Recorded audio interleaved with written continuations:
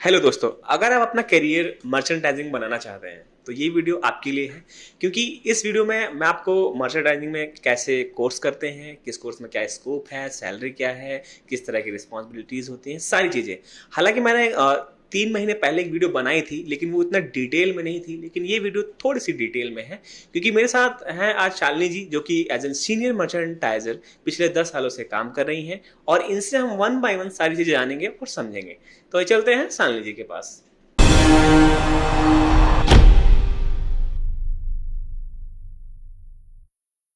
Hello friends, मेरा नाम शालिनी है। मैं उत्तराखंड से हूँ और मैंने दिल्ली यूनिवर्सिटी से ग्रेजुएशन की है और 2 साल का फैशन डिज़ाइनिंग का डिप्लोमा किया है।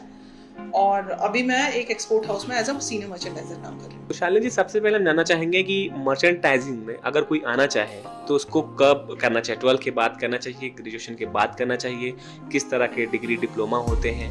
तो ये सारी चीज़ें अगर आप थोड़ा सा बता सकें इस बारे में। मर्चेंडाइजिंग आप 12th के बाद भी कर सकते हो और ग्रेजुएशन के बाद भी कर सकते हो।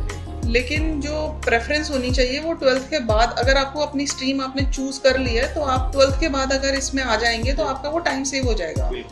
तो इसमें आपके पास 2 ऑप्शन है, या तो आप मर्चेंडाइजिंग में बैचलर्स, मतलब मर्चेंडाइजिंग फैशन डिजाइनिंग जो भी आपने चूज किया स्ट्रीम, उसमें आप बैचलर्स कर सकते हो। ठीक है। और अगर आप पूरा नहीं करना चाहते तो आप उसके साथ 1 साल का या 2 साल का डिप्लोमा कर सकते हो अपनी डिस्टेंस लर्निंग ग्रेजुएशन के साथ साथ। तो वो दोनों तरह से हेल्प किया जा सकता है, 12 के बाद भी और ग्रेजुएशन के बाद भी। लेकिन ये रहेगा जैसे 12 करने के बाद जिसको पता है तो उसका टाइम सेव हो जाता है। ग्रेजुएशन में 3 साल बिताएगा फिर भी वो करेगा।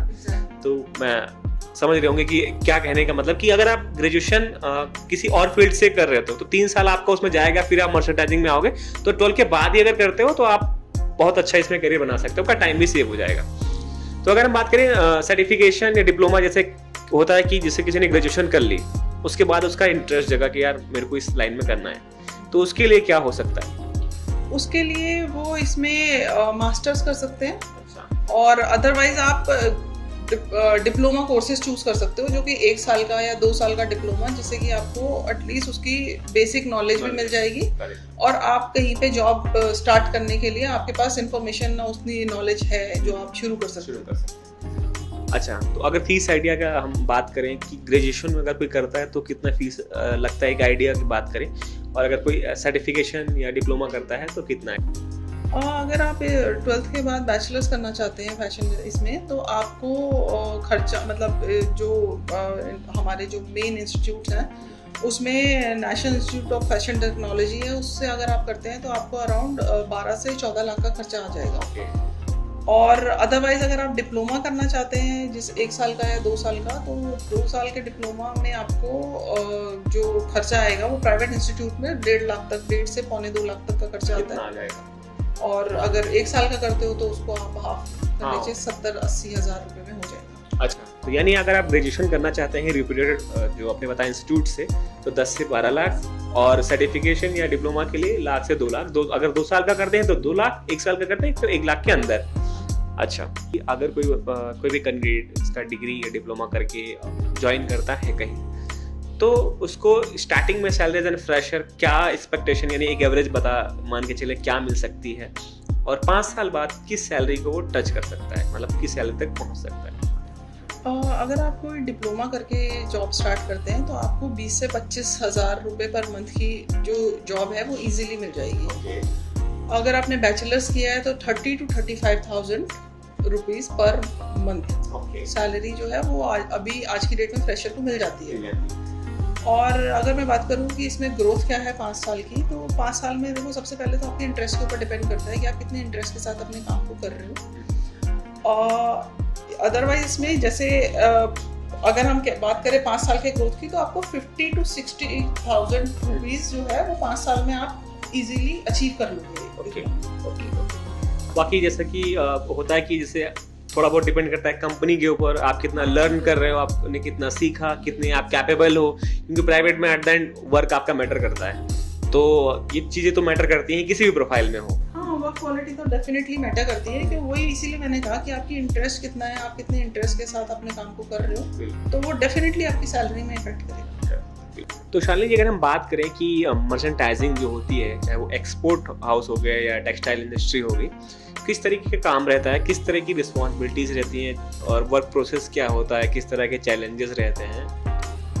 मर्चेंडाइजर का जो जॉब प्रोफाइल है एक एक्सपोर्ट हाउस में, वो ऑर्डर आने से लेकर और शिपमेंट जाने तक के बीच में जितनी भी प्रोसेस है उसकी एग्जीक्यूशन सही तरीके से हो रही है या नहीं हो रही, ये मर्चेंडाइजर का काम है कि उसे देखना पूरी तरह से। जैसे कि मैं आपको बताऊं, अगर हमें कोई कस्टमर ऑर्डर प्लेस करता है तो उस ऑर्डर में कपड़े ऑर्डर करने से लेकर, तो उसमें कपड़ा ऑर्डर करना, उसके लिए ट्रिम ऑर्डर करना, उसके लिए पैकेजिंग मटेरियल ऑर्डर करना, और इन सब के इन बिटवीन जो अप्रूवल प्रोसेस होते हैं बायर के साथ, वो सब हम लोग उसको ये अप्रूवल प्रोसेस कराना मर्चेंडाइजर का काम होता है।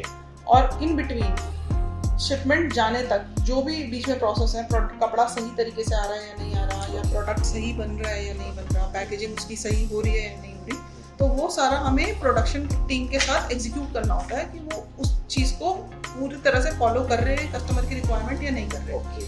और शिपमेंट जाने तक वो सही तरह से डब्बे में पैक हुई है या नहीं हुई, जितने कस्टमर ने पीसेस मांगे हैं कार्टन के अंदर उस तरह से जा रहे हैं या नहीं जा रहे। तो इसमें वो A to Z सब कुछ कवर करना होता है मर्चेंडाइजर को। और शिपमेंट जाने तक कस्टमर को इन्फॉर्म करना होता है कि हमने ये शिपमेंट इस डेट को निकाल दी है, और मतलब कंप्लीट जो होता है एक प्रोडक्ट। तो एक तरह से कह सकते हैं कि जैसे ही ऑर्डर आता है, मर्चेंटाइजिंग की ही रिस्पॉन्सिबिलिटी होती है कि जो उसने रिक्वायरमेंट भेजी है उसको एज इट इज मिल रही है कि नहीं मिल रही है। और इसमें बहुत सारी चीज़ें होती है, जैसे बताया कि सही कपड़ा, सही ट्रिम्स, मतलब पूरी प्रोडक्शन में चेक करना। तो अच्छा, इस तरीके का काम होता है। तो शालिनी जी, नेक्स्ट क्वेश्चन ये है कि मर्चेंटाइजिंग में स्कोप कैसा है, क्योंकि आप पिछले कई सालों से इसमें काम कर रहे हैं, तो आपने देखा होगा, समझा होगा। और इन इंडिया की हम बात करें स्पेशली, तो क्या स्कोप देखते हो आप?